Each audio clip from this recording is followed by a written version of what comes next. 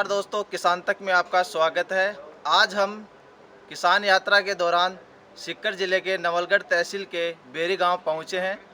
आज हम आपको एक महिला किसान से मिलाने के लिए हम यहाँ पहुंचे हैं, जो कि एक अपना नाम और अपने गांव का नाम राष्ट्रीय स्तर पर इन्होंने रोशन किया है। तो जानेंगे उनसे इनके कृषि मॉडल के बारे में, क्या इन्होंने किया है और इस मुकाम तक कैसे पहुँचे हैं। नमस्कार। नमस्कार जी। आप बताइए, आपके बारे में बताइए सबसे पहले। सबसे पहले तो ये बताऊंगी कि किसान हमेशा गरीब होता है, लेकिन वो गरीबी से भी अपनी खेती से ही ऊपर उठता है। ये मैंने करके देखा है, क्योंकि किसान जो होता है वो अपनी ज़मीन में कर करके मेहनत करके ही और वो आगे बढ़ सकता है, और वो हमने किया है। नहीं, जैसे कि अभी जो लोग खेती कर रहे हैं वो लोग यही देखते हैं कि पूरे साल अपना जो भी फसल चक्कर अपनाते हैं, उसके बाद उनके पास कोई पैसा नहीं बचता है। तो उन किसानों को आप क्या कहना चाहोगे, आप किस तरह की वो खेती अपनाएं। उन किसानों का ये है कि जो खेती है हमारा ये घाटे का सौदा है, लेकिन वो नहीं है, क्योंकि हम गेहूं बाजरा वो बोते रहेंगे तो वो तो घाटे का सौदा ही आएगा। इसलिए हमें इसको बदल करके या तो बागवानी में आए, या फिर सब्जी या और कुछ करके हम इसको बदल सकते हैं, क्योंकि हमारा गेहूं बाजरा बो के तो कुछ नहीं होगा। अगर बागवानी में आते हैं तो हम उसमें जितनी चाहे मेहनत करके अपनी इनकम कर सकते हैं और डबल पैदावार ले सकते हैं। अभी आप यहाँ पर कितने प्लांट लगा चुके हो, आप अपनी नर्सरी में जो भी आप यहाँ प्लांटेशन कर रहे हो, कितने प्लांट अभी तक यहाँ लगे हैं आपके। अब हमारे पास 450 प्लांट हैं। 220 तो अनार के हैं, बाकी मौसमी, नींबू, किन्नू, अमरूद, सेब, इनके सबके मदर प्लांट हैं। क्योंकि जब मैंने पहले 220 अनार के पेड़ लगाए थे तो मैंने इन्हीं से फिर इनके फलों से हमें 3 लाख रुपए इनकम हुई थी। उसके बाद से हमने सोचा क्यों ना हम अपने खेत पे ही डिपेंड रहते हैं, तो इसे आगे बढ़ाया जाए, इसे रोज़गार का साधन बनाया जाए। तो यही देख करके हमने इन्हीं अनारों की जो कलम थी उनकी पौध शुरू की, और उसके साथ ही फिर मौसमी, किन्नू, नींबू, अमरूद, इन सभी वैरायटियों की मैंने यहाँ अपनी पौध नर्सरी शुरू कर दी। और उसी के साथ ही मैंने जब ये नर्सरी तैयार की तो किसान जो होता है वो एक कहते हैं कि उसे अगर थोड़ा सा भी सरकार की ओर से मिले तो वो बहुत खुश होता बहुत है। खुश होते हैं। इसलिए सब्सिडी उसके लिए मायने रखती है। ये देखकर क्योंकि मुझे भी जब ये ड्रिप सिस्टम पे सब्सिडी मिली थी तो मैं भी बहुत खुश हुई थी, क्योंकि पेड़ों पे भी सब्सिडी मिलती थी। किसान के पास इतना पैसा इकट्ठा नहीं हो सकता एक साथ। जब सरकार उसे आधा पैसा देती है तो किसान अपने आप वो आगे बढ़ के सब काम कर सकता है। और ये देख करके हमारी नर्सरी पे भी जो NHB से रजिस्टर्ड है, क्योंकि किसानों को उससे सब्सिडी मिल सकती है, ये भी मैंने मैं किया है। आपको यही पूछना चाहता हूँ, आपको इस काम में कितने साल हो गए और पेड़ों पे सरकार कितने परसेंट सब्सिडी दे रही है, इसके साथ ड्रिप सिस्टम पे सब्सिडी का क्या सिस्टम है। अब ये देखिएगा, जो प्लांट हैं इस पे किसानों को 70% सब्सिडी देनी चाहिए, लेकिन अभी तक सरकार इतनी तो नहीं दे रही है, लेकिन 50% तक दे रही है। वो भी किसानों के लिए बहुत अच्छा है। और यही ड्रिप सिस्टम पे 50% सब्सिडी है, और किसान उसी को ही लेकर के आगे बढ़ता है, क्योंकि उसका हौसला जो है वो बढ़ जाता है कि सरकार हमारी सहायता कर रही है। इसके लिए कोई मिनिमम क्राइटेरिया है, किसान इतने प्लांट लगाएगा तो ही सब्सिडी मिलेगी, या इतनी एकड़ ज़मीन पे किसान ड्रिप सिस्टम लगाएगा तो ही ये सब्सिडी अप्रूव होगी, या फिर इसके लिए कोई क्राइटेरिया फिक्स नहीं किया गया है। नहीं, उसके लिए क्राइटेरिया फिक्स है। एक 5 बीघा पे फिक्स किया गया है कि 5 बीघा में अगर किसान लगाता है तो उसे सब्सिडी दी जाएगी। तो अभी आप, मैंने देखा है आपके यहाँ सेब के प्लांट भी लगे हुए हैं और आपने अनार भी काफ़ी अच्छे किए हुए हैं। तो मैं आपको दिखाना चाहूँगा दोस्तों, यहाँ जो आप अनार देख रहे हैं, ये अनार, इनके साइज़ देखिए कि कितनी साइज़ तक यहाँ अनार होता है।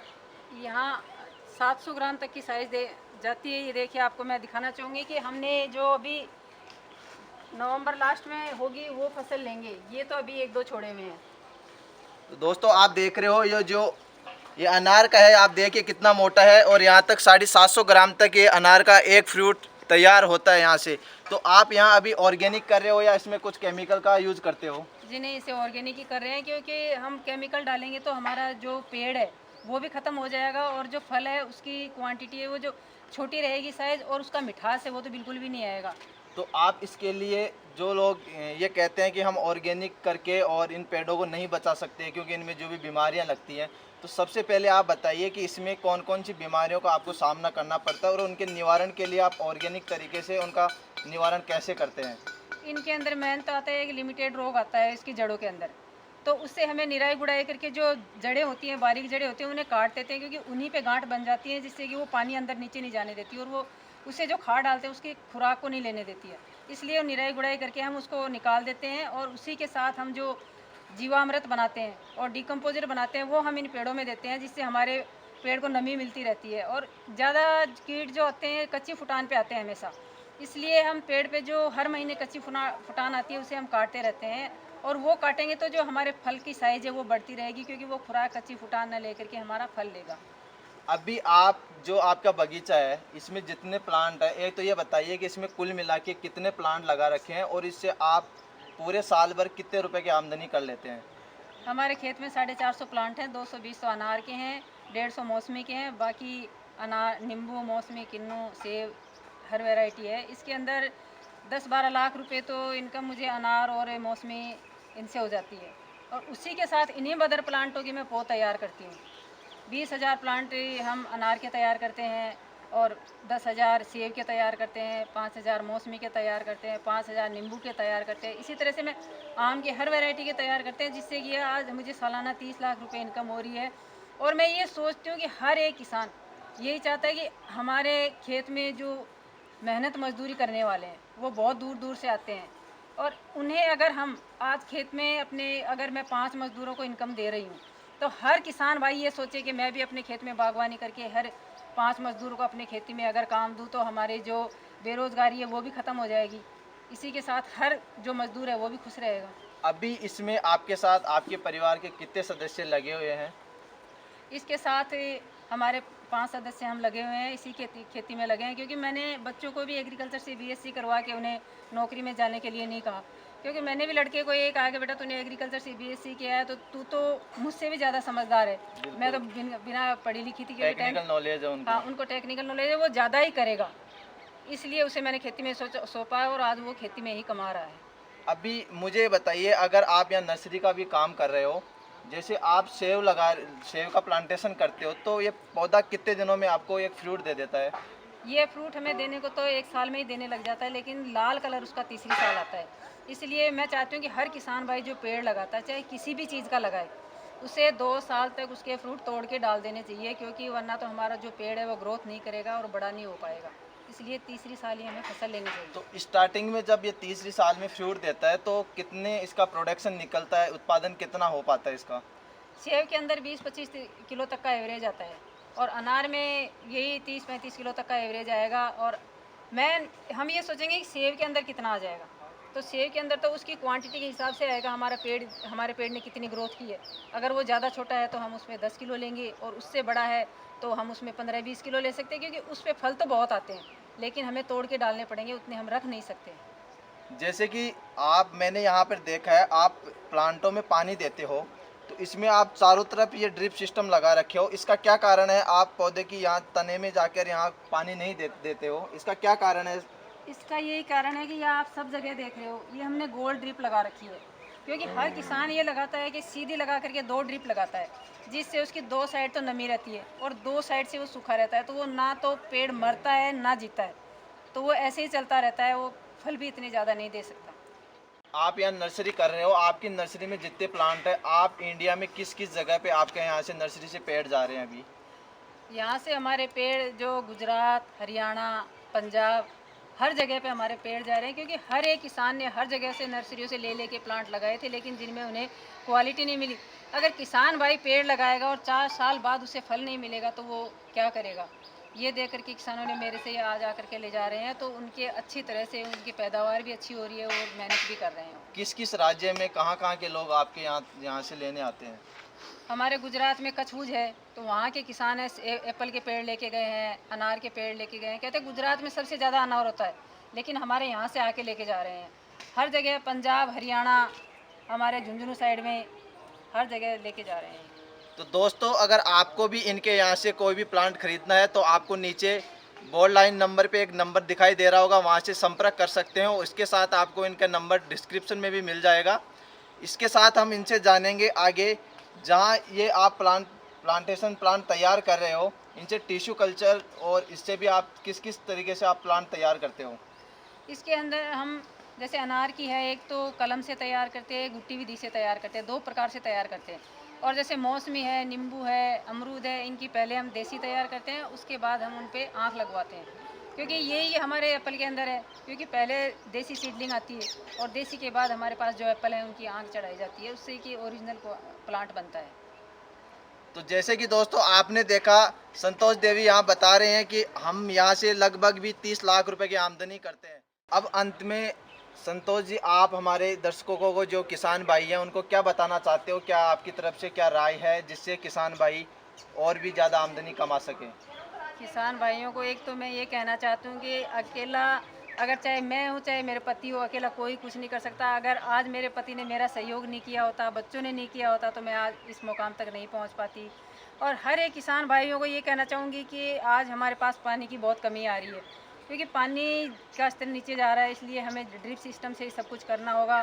गेहूँ में, बाजरे में पानी बेकार करते रहेंगे तो हमारे पास पानी नहीं बचेगा। इसलिए मैं चाहती हूँ हर एक किसान भाइयों को कि ड्रिप सिस्टम लगाएं। और अगर किसी के पास बिजली कनेक्शन नहीं है तो बिजली को भी बचाने के लिए हमें सोलर पंप का यूज करना होगा, ताकि हम बिजली को भी बचा सकें। और इसी के साथ हमें बागवानी क्षेत्र में आना होगा, क्योंकि बागवानी में आने से जो भी हम प्लांट लगाएंगे उससे हम डबल आमदनी कमा सकते हैं। जैसे हमारे प्रधानमंत्री जी ने कहा है कि किसान डबल मुनाफा पाएंगे, तो ये तो है नहीं हम गेहूं बाजरे में डबल मुनाफा पाते रहेंगे, क्योंकि मैंने भी गेहूं बाजरा किया है, उसमें क्या मिला? मुझे कुछ भी नहीं मिला। खाने के लिए एक समय का अनाज आता था, दूसरी समय का नहीं मिलता था। हर एक किसान भाई के पास यही हो रही है, वो अपनी बिजली का कनेक्शन भी जो आता है बिल, वो भी नहीं चुका पाते, उसके पास कुछ भी नहीं बचता है।